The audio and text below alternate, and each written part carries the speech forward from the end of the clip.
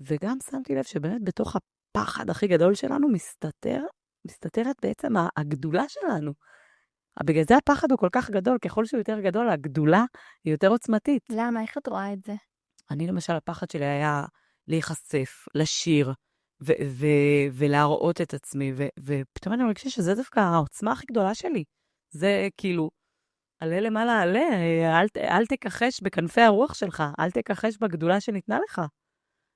בגלל זה השיר הזה הוא כל כך עוצמתי. והמילים האלה, לא להתכחש לגדולה שקיבלת, להכיר בה, לראות אותה, להתבונן בה ולהגיד, תודה, אני הולכת להפיץ את הבשורה, אני הולכת להשתמש בכלים שניתנו לי, כדי להגדיל את האור. וזה בדיוק הכלים של האורות, ואת מגדילה את האור. ופתאום שנכנסים דברים לחיים שלך, יש לך את היכולת לקלוט אותם, לקבל אותם. וגבר, לקלוט לחיים שלך גבר. זה חתיכת הכנה של כלי. זה שיוף.